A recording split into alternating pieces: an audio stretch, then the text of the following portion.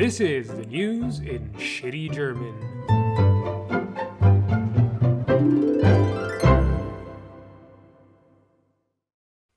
Hallo und willkommen zurück beim Committee-Programm. Ich bin Ihr Gastberger Arun Chaudhary und das ist the news in Scheiße German. I should say Scheiße Deutsch. Wir werden über die Nachrichten in der Sprache von Goethe und Schiller sprechen. Das ist die Wahrheit, ja. Was geht ab, Mario? In Germany or in general in the world? Well, just tell us how you are first and how things are in Hanover, and then I want to ask you about Germany, and we'll relate it to the world. Well, for me, it's okay right now, but I live in a more peaceful part of the world, and also in one of the more prosperous parts of Germany, so we don't have the same problems as other people right now. And when it comes to other people's problems, Germany is not really always equipped to deal with those.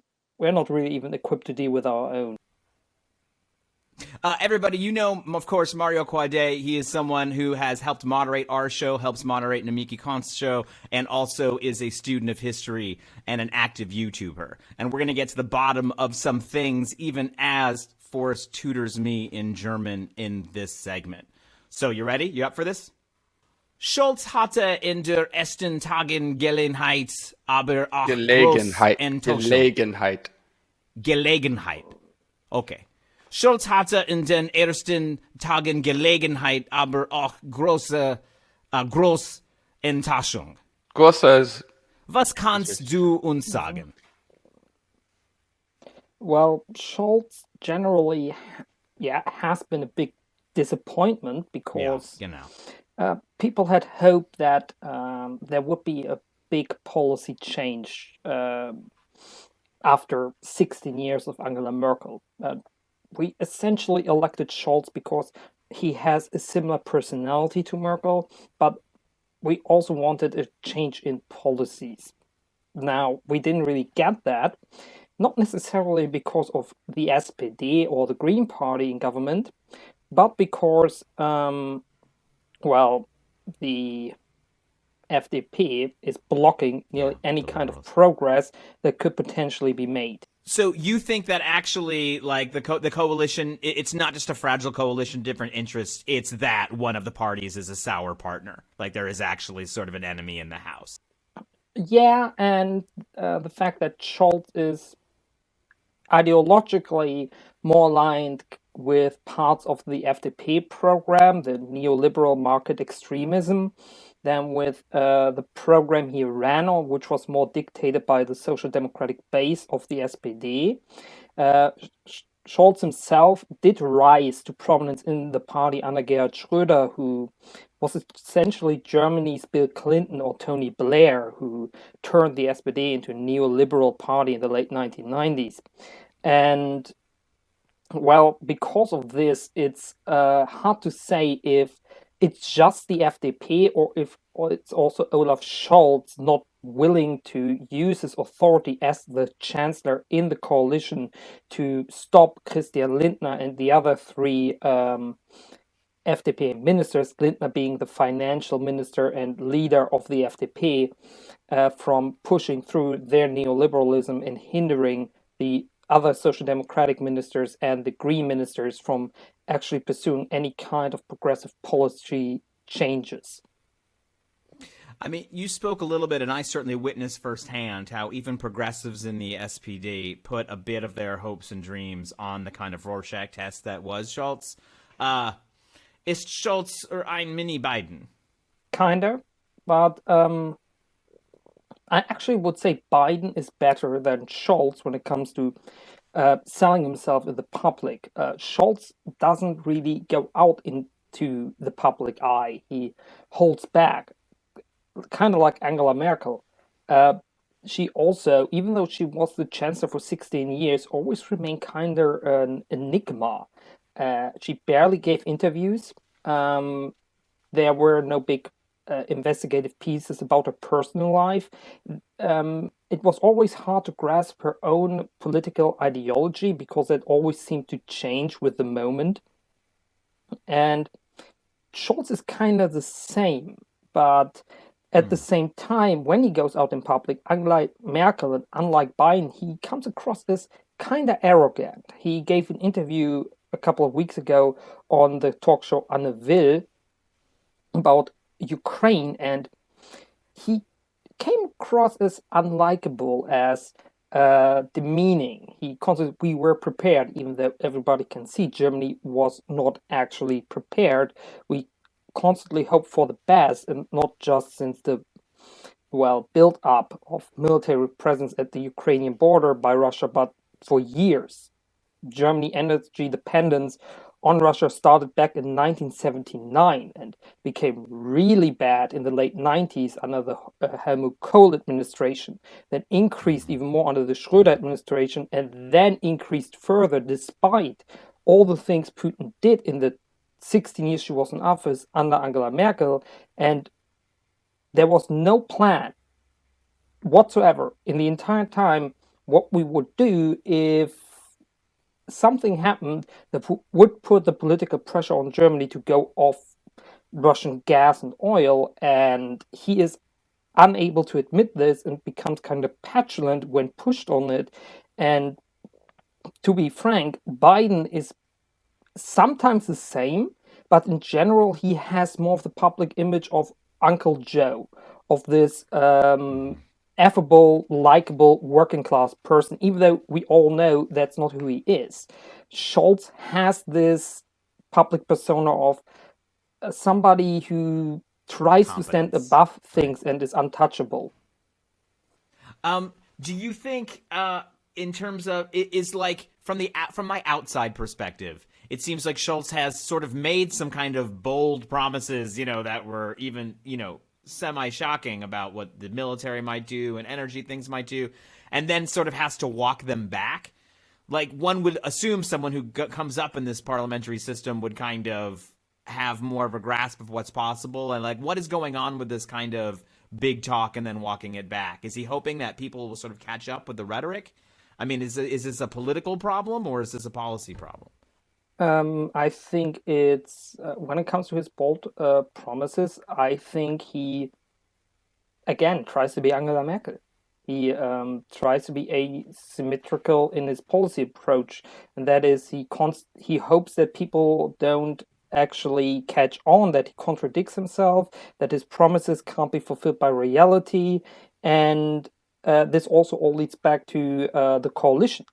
He has his own party and the Green Party that push for more aggressive policies. Some I agree with, some I don't agree with, but they actually push for policy changes. And then he has some more conservative SPD ministers and the FDP that hold all of that back. So if it's a politics or policy issue, I think it's both. And I think his problem is that he tries to portray himself in public to not lose touch with the own SPD base, as somebody who's more progressive and more pro-labor and more pro the little guy than he actually is. Kannst du sagen, wie die Nachrichtenmedien, is that Dazu? Ja. Dazu betragen. Okay, let me do this again. Kannst du sagen, wie die Nachrichtenmedien dazu beitragen, dieses Narrative in Deutschland aufzubauen?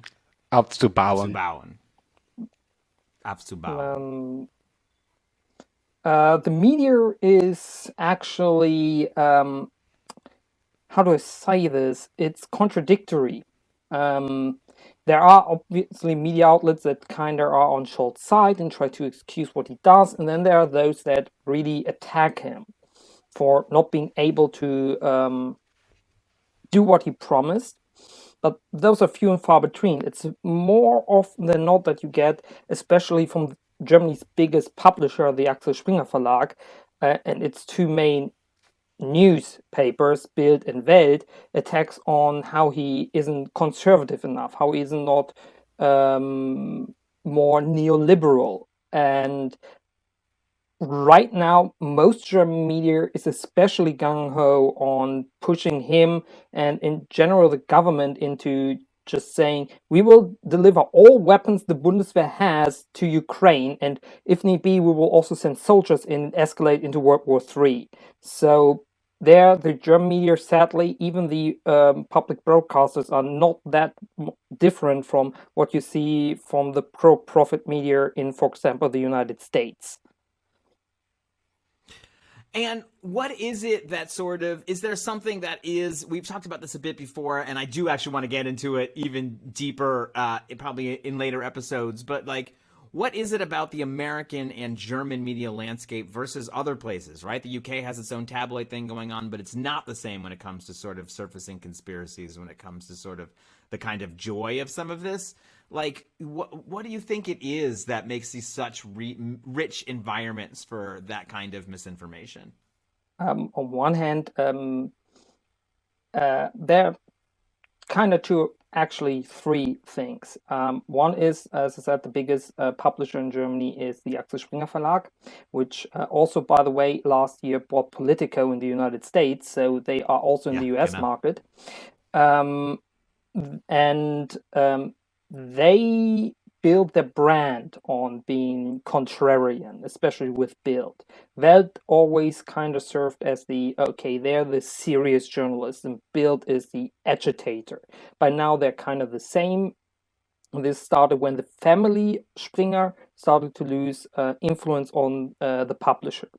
That's one thing. Biggest German publisher, being very contrarian, actually also blackmailing smaller publishers into not actually going against them. There have been stories in the past of kiosk owners not wanting to sell Bild because of all the false information they push, and because a lot of printing presses are owned by Springer, and other newspapers also print their printed outlet there. They just decided, we are not going to print anything, not going to deliver anything if you are not going to publish our best-selling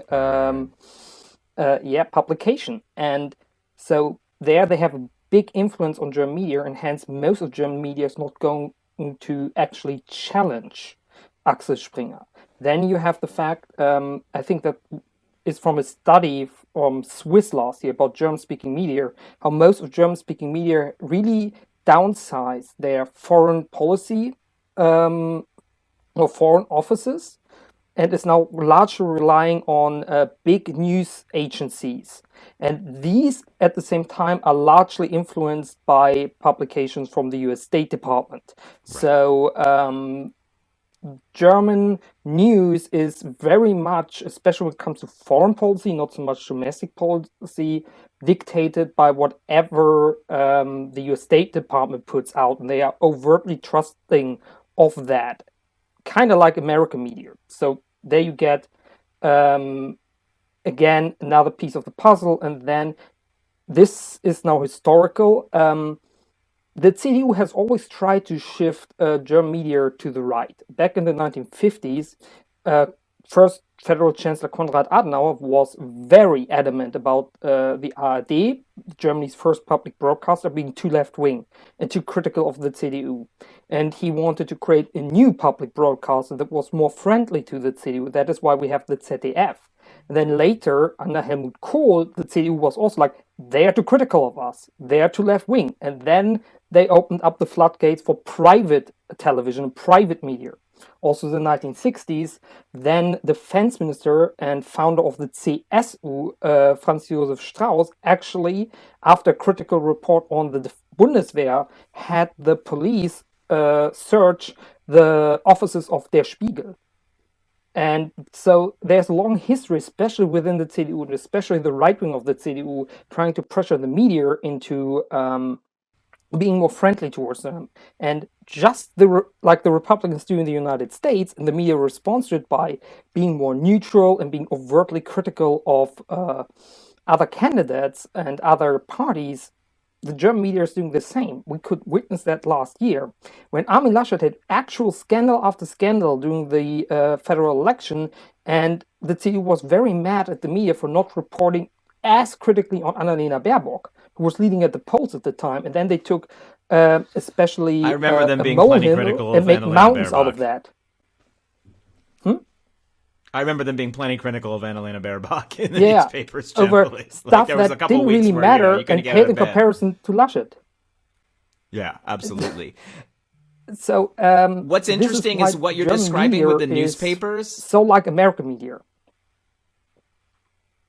What you're describing with like the kiosks and the newspapers actually happened in America, but with movies, with cinema. And that was when the studio system got broken up because they were forcing theaters to show all, if we're making one movie, you have to show all the movies. So if you want to show, the big blockbuster, they didn't have blockbusters then. If you want to show the big kind of big cast one, you're going to have to show everything all the way down to our cartoon. And it's funny how this was considered sort of, damaging enough that there had to be legislation. But like when it comes to news, we're not quite as quick as a society to jump on it. Yeah, because Bild and Axel Springer in general has the defense of if the state goes into regulating this, they're impeding on freedom of the press, which is one of the first rights written down in the Grundgesetz, our constitution, that the freedom of the press is not going to be touched upon by the state. And thusly, if the state goes in and regulates the news market, that's going to be problematic. And thusly, the state stays out of it. All right. Plus, we are winding down. Oh, sorry. Plus, right now, the power of Axel Springer in that regard is dwindling because of the dwindling sales of print media, and more people are relying on digital media, and you can already kind of see a shift that some media outlets are starting to become more bold in criticizing Bild, not Axel Springer in general, but Bild, and I think that's good, and I hope that trend continues. Yeah, absolutely. That would be a good thing to keep going. And do you think? Actually, no. I'm going to ask my last question this way, actually, just so, because we will catch back up with you, I hope, sooner rather than later. But we're all going to hear a lot about France as they're doing their things, and we kind of do this election cycle. We know you all just had elections, but what is it that we should be looking at if we're trying to see what's happening in German politics? Is it specifically kind of how war policy is being navigated by the SPD and Scholz? Is it to see how the liberals get contained on some of the economic programs? What should we be looking at if we want to be smart people keeping an eye on Europe's largest economy? What you should be looking at the political development is the two upcoming state elections in Schleswig-Holstein and, most importantly, Nordrhein-Westfalen, which is Germany's most populous state. And right now that is governed by CDU-FDP coalition, who has a major scandal at its hand right now, the Mallorca Gate, because several ministers, right after the floods last year, went to Mallorca to celebrate a birthday together and didn't stay in Düsseldorf in order to handle the situation. And some of them resigned, some are still in office, and this is most likely going to hurt them in the upcoming election. The SPD is really shooting up in the polls. And if the SPD, like they did in Saarland, where it is very much more a person election than a party election, manages to edge out a victory in NRW and Schleswig-Holstein, then there is a serious shift in politics in Germany, because it shows that despite the SPD disappointing on the federal level, the people are more and more fed up with the corruption within the CDU. Yeah, it's true. It's a real hangover. Like 16 years, we'll sort of just develop things everywhere. And of course, in some of these states, it's probably been even longer than that. Thank you so much for being with us and helping us keep track of these things. And I hope that we can talk to you soon and get an update. Does that sound all right? Yeah, it does. Mein Deutsch is kaputt, but I think we had a good time. Forrest, how was that generally? So. Yeah? All right. Yeah. La imagen por la cual vale la pena arriesgar la vida, sacrificarse y hasta la muerte en los campos de batalla de todos los continentes del mundo. Thanks so much for tuning into the committee program. We know you have many options when it comes to content consumption, and we appreciate your attention to this new season with new episodes on Sundays at 4 p.m. Eastern Standard Time and at 10 p.m. Central European Time. You can support the show by becoming a member on patreon.com/the committee program. You can follow committee on Twitter, /committee pro, on YouTube, the committee program, on Instagram, the committee program, on Facebook, the committee program, and you can visit the committee program company store at tpublic.com, the committee program shop. Special thanks, as always, to our team, Xhevat Castrati, Fiamma Meli, Jacopo Castelletti, Forrest, Lovette, and committee's deputy director, Julia Doubleday. Look alive out there. It's later than you think.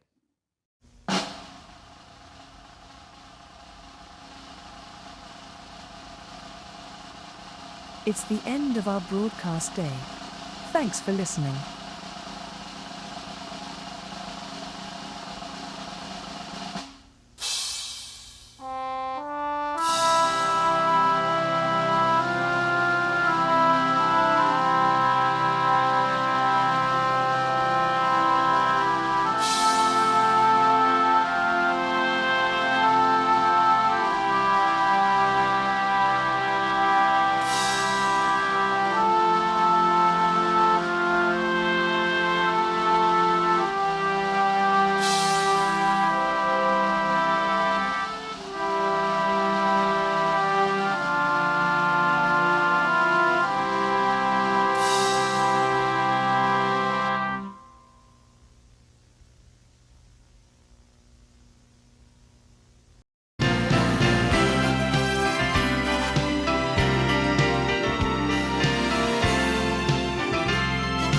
This was the 11th program in our second series.